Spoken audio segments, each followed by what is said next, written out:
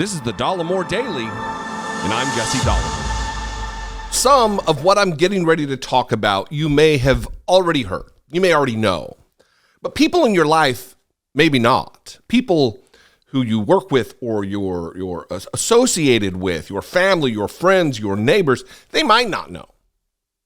They might be on the verge or considering who they're going to vote for in 2024 and are reasonable people who would be well served by the understanding of domestic terrorism and white nationalist forces in this country that are being brought to bear by Donald Trump. Not in a dog whistle way. This is full on the courting of violent separatist individuals into the movement of Donald Trump. This weekend at Waco, on the 30th anniversary of the Branch Davidian debacle, and it was a debacle, Donald Trump held a rally celebrating the January 6th insurrection on the day of, at the place of, the 30th anniversary of Waco. This is really no different than if Donald Trump was to hold a rally in New York City on 9/11 celebrating domestic terrorism and singing an anthem to it. Imagine if that's what happened, because that's what happened in Waco. In fact, here's a video. I was not going to play it and just explain it, but here's just like 45 seconds. Notice the big screen as the J6 choir, which is ostensibly these criminals, these terrorists, domestic terrorists, these insurrectionists in prison singing the national anthem as though they give a shit about the country, about the Constitution. They attempted to overthrow the United States government and overturn a free and fair election. But they're somehow patriots. And Donald Trump is promoting that idea. But watch the big screen, the monitor with Donald Trump with his hand on his chest, like he also gives a shit. Watch the monitor, the giant video screen with images of the insurrection. This is a worshipful attitude, reverence for what took place that day with Donald Trump, who incited that very domestic terrorist incident. Watch this.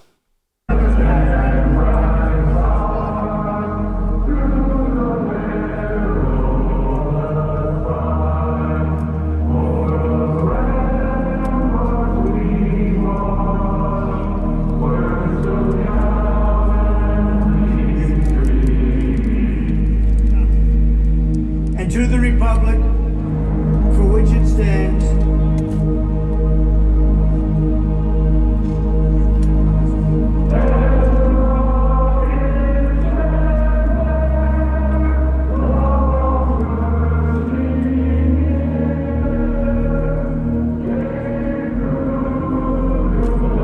Are you rolling on this?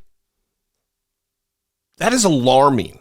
Share this video with those people in your life who need this information. This needs to be spread far and wide. It is being talked about. I'm not going to be one of those people who's like, no one's even talking about this. People are talking about it. In fact, I'm going to highlight one specific person, Kathleen Blue, who wrote this book, Bring the War Home, The White Power Movement and Paramilitary America. Many of you know I grew up in northern Idaho. I had an affection for these types growing up. It was just force-fed me that Randy Weaver and Ruby Ridge and all of that was just a government overreach. That the taking down of these white supremacists and these Nazis was, the government is out of control. And now we have a former president, the ex-guy, celebrating the insurrection by using white nationalist talking points and motivations to score political points, to widen his base, I guess. So I'm going to read this tweet thread from Kathleen Blue, the same woman who wrote this book, an expert in the field of white supremacy and white separatist and white power.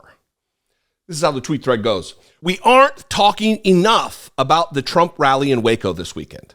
The site is important to the white power movement and other extremist groups because it signifies not only a moment of federal overreach, but a response by extremists, the Oklahoma City bombing. Waco is significant because it is used as the alibi for domestic terrorism.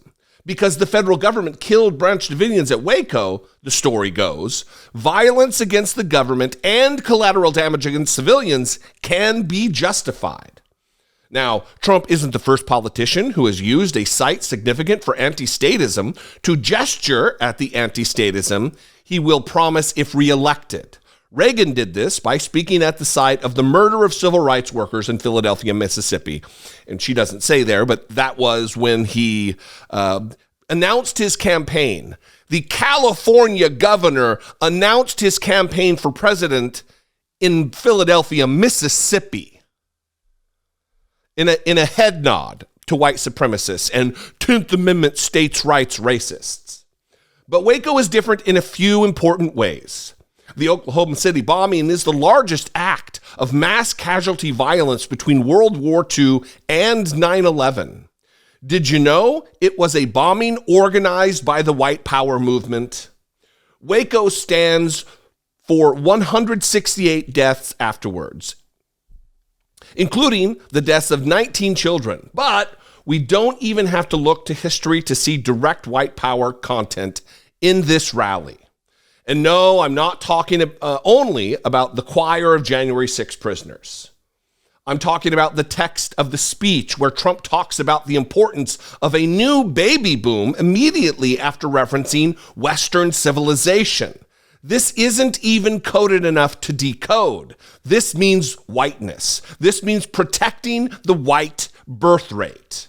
This is the same logic we see in the manifestos of white power mass shooters in Charleston, El Paso, Christchurch, Philly, Buffalo. This is the same fear that the white power slogan 14 words references.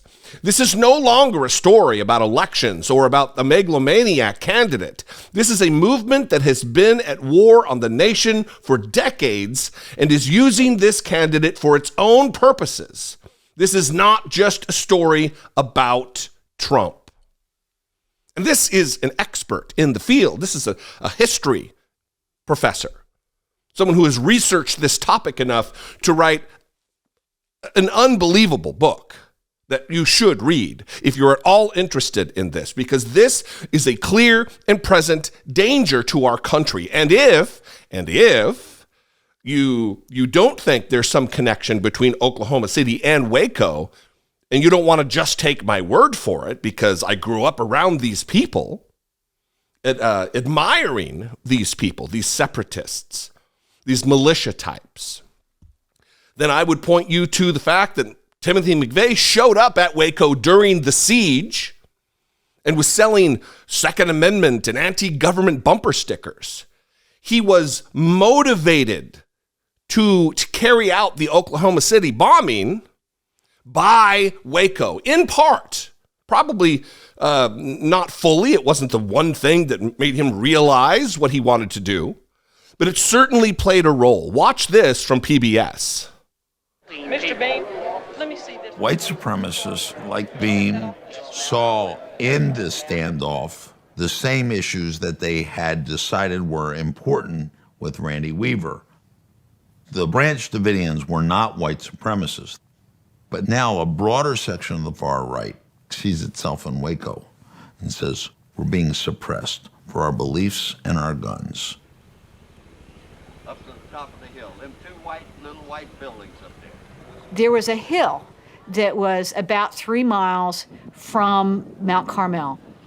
It was on a rise that was high enough that you could just barely see Mount Carmel in the distance. This was as close as members of the public could get to the standoff. You're next! You're next! Wake up and understand! You're next! All sorts of folks that felt moved to come down to see what was going on at Waco.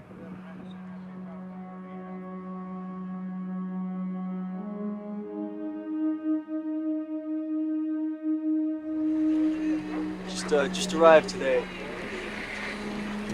I guess somebody told me a lot of people would be scared to put something on, like this. Timothy McVeigh had already apparently been very concerned about what had happened at Ruby Ridge. So he came down to Waco and sold bumper stickers with pro-gun, anti-government slogans. He saw the raid as clear evidence of what the government would do to try to confiscate guns and persecute gun owners. He was there, spurred to action. And undoubtedly, there were members of this particular ideology at Waco at Trump's rally. We know he's cozy with white supremacists. He's having dinner with Nazis like Nick Fuentes. He refused to disavow the endorsement of the former Grand Wizard of the KKK, David Duke, during the 2016 campaign. Remember, very fine people on both sides. Yeah, the Nazis who were screaming, "Jews will not replace us" in Charlottesville, very fine people, according to Donald Trump. This has moved beyond just a rabble-rouser, criminal former president into a new dangerous era of politics for the United States.